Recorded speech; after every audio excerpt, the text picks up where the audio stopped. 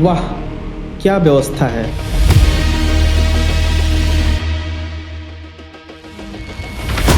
Mumbai train विस्फोटों के लगभग 2 दशक बाद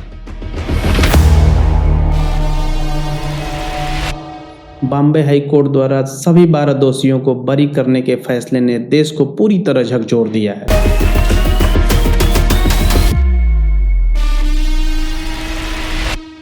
इसमें 180 से ज्यादा लोग मारे गए थे और 800 से अधिक लोग घायल हुए थे।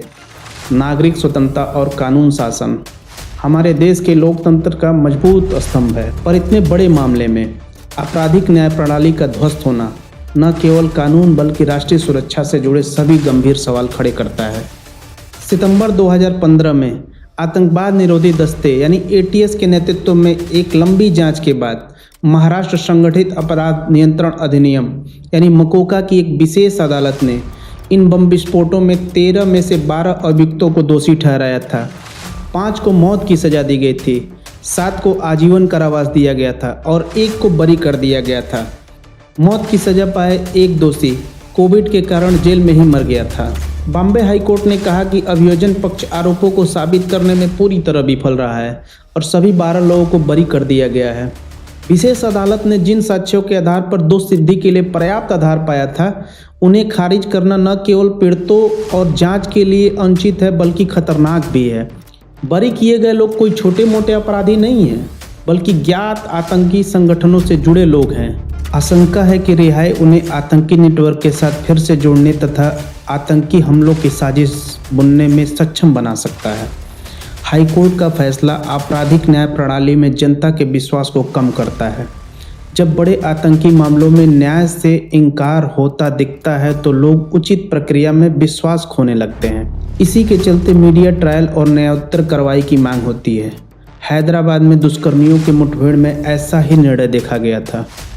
सरकार और कोर्ट को यह अच्छी तरह सोचना चाहिए कि ऐसे फैसले आतंकवाद के प्रति सख्त राष्ट्र के रूप में भारत की वैश्विक छवि को कमजोर करते हैं। सबसे चिंता की तो ये बात है कि एक उड़ीसा के पूर्व मुख्य न्यायाधीश जो इस समय वरिष्ठ अधिवक्ता हैं एस मुरलीधर, वो आतंकियों की तरफ से उनका केस कोर्ट कर रहे थे।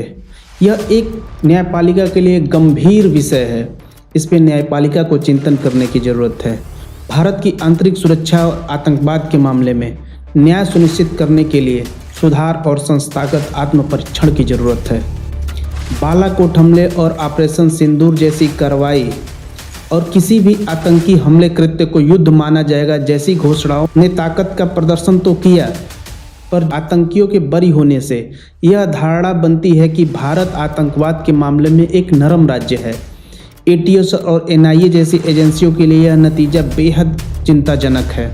एटीएस और एनआईए की बरसों की उच्च जोखिम वाली जांच और मेहनत की अनदेखी की जा रही है। आतंकियों का बरी होना जांच, अभियोजन और न्यायपालिका प्रणाली के सुधार के लिए एक बड़ी चेतावनी है।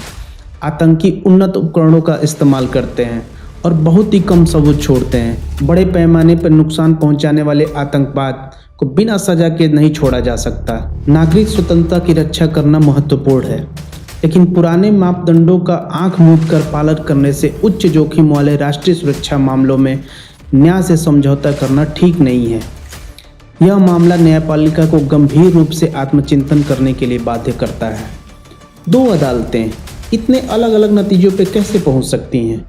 एक मौत की सजा सुनाती है तो दूसरी पूरी तरह बरी कर देती है। सुधारों के लिए न केवल जांचकर्ताओं के लिए बल्कि न्यायाधीशों और अभियोजकों को भी राष्ट्रीय सुरक्षा कानून में विशेष प्रशिक्षण की जरूरत है। गवाहों की सुरक्षा और फॉरेंसिक प्रोटोकॉल को मजबूत करना भी बेहद जरूरी है। गवाह अक्सर बड़े अपराधियों की धमकियों के आगे झुक जाते हैं। न्याय अलग थलग हो जाता है। जुलाई 2011 के दोषियों का बरी होना भारत के संस्थागत परिपक्वता का एक परीक्षा है। सुप्रीम कोर्ट ने तो बॉम्बे हाई कोर्ट के फैसले पर रोक लगा दी है। अब सुरक्षा के प्रति सचेत दृष्टिकोण के साथ आगे बढ़ने की जरूरत है।